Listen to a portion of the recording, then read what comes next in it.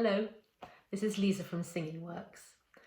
We can't meet up to sing at the moment, but another really important element of our workshops is exploring singing technique.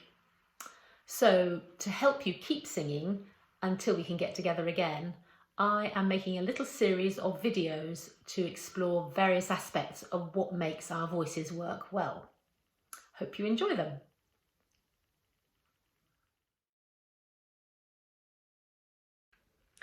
Why do we need vocal technique?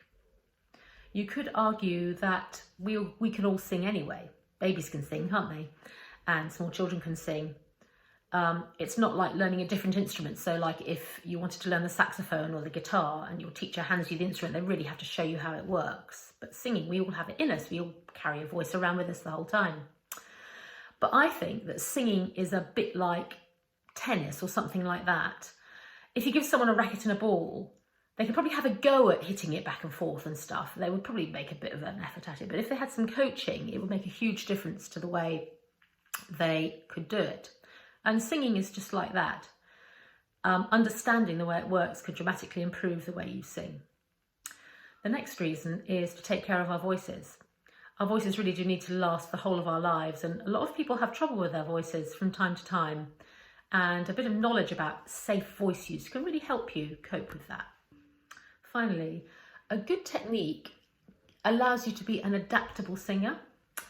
It means that you can use your voice for any style that you want to sing. You know, you can sing in pop, you can sing music theatre, you can sing classical, you can sing baroque, and you can sing all different sorts of pop and music theatre as well, if you know what you're doing with your voice, because then you can change your sound and technique to match the style you want to use.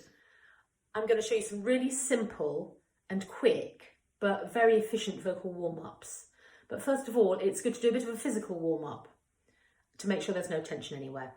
So, first thing, we're going to stretch up as though we're reaching to a shelf, okay? So stretch up with one hand as high as you can. And then stretch up with the other one, really as if you're trying to reach a very, very high shelf. And then we can breathe in and hunch our shoulders up at the same time. So breathe out and let go. Breathe in. And breathe out again. And then we'll do some shoulder rolls, backwards first of all. And then forwards. And you can do alternate ones as well if you want to. The other way around a bit. Lovely. And then we can do some chicken wing arms.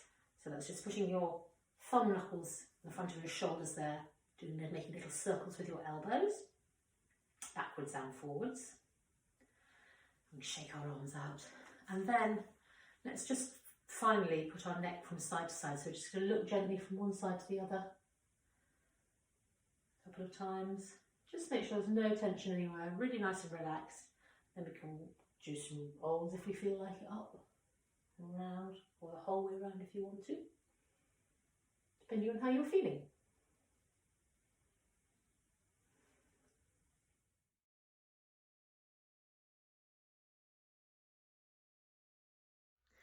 So now we're going to use a siren to warm up our voices.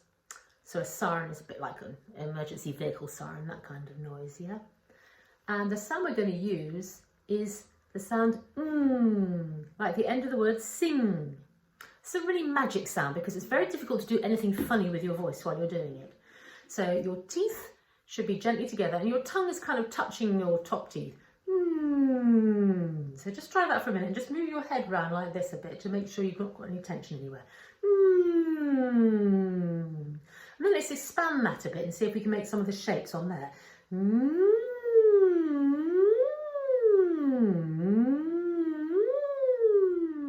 Just very gently, all over your voice in a way that doesn't put any strain on it. Don't worry if there's some clunks and bumps as you go around your voice. That's quite natural as you move between the different sections of your voice. That's something we're going to talk about in a later video. Now you can also do this sound to lots of different, siren to lots of other different sounds as well. You can do it to a lip trill. You can go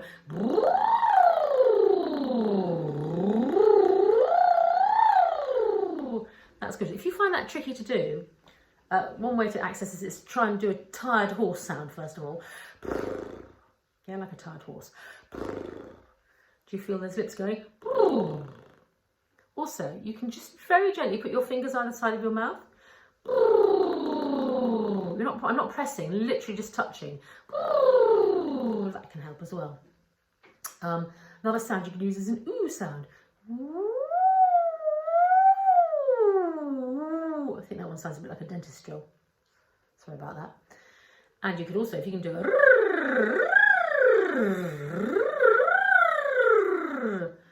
those are all really good sounds, just to, in a relaxed way, warm your voice up and gently limber it up. Okay.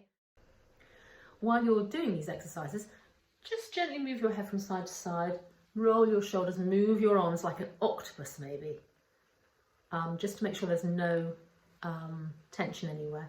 The other thing I would say about your voice is that the range of your voice, how high or low it goes, is as individual as the colour of your hair or the size of your feet.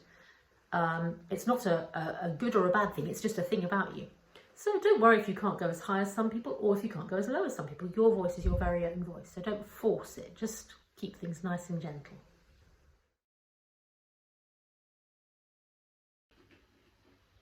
Another quick idea that's really effective is to warm up your breathing muscles, to involve your entire body in making this sound. We have a whole episode devoted to breathing coming up next. It's episode 2, in fact. So let's try these sounds. First one is mm. It's quite good if you can chew because that stops any tension happening here as well. Mm. The next one is zzz. You can either use these as a siren all over your voice, or you can use them like a bit like a revving motorbike. We've also got that's another really good one. And then this one that says ZH, ZH, that's a zh sound, like in the middle of the word regime. When you use these sounds, you should really feel some energy in your body. You should also be able to feel a buzz or a resonance somewhere, like the back of your neck or perhaps in your face here or the front of your chest. Some people can even feel it down at the lower back. So let's just try all the sounds again and see where you can feel the buzz. I can definitely feel that up here. Zzz.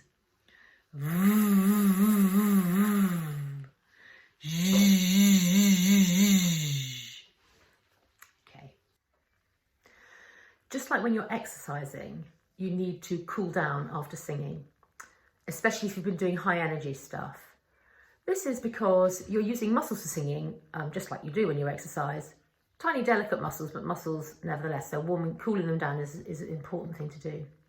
And actually now is a good time to remind you to keep well hydrated. Drinking plenty of water, little and often, through the day is particularly important for singing, to keep your whole system hydrated. So, handily, you can use the same siren exercises to cool your voice down as you did when you warmed them up. So having done a gentle siren all over your voice to one or more of the sounds on the slide, or you could use zzz or v or zh if you feel like it. As a final cool down, we're going to use the creak or vocal fry sound. When you make this sound, your vocal folds are at their most relaxed. So take your voice down as low as you can on an sound, and then make a crackly, poppy sound happen.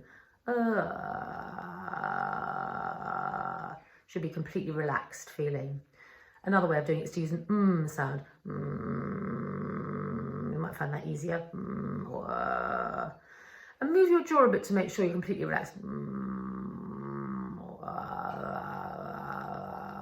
Now, don't do this sound for too long, just half a minute or so, but that just completes your cool down.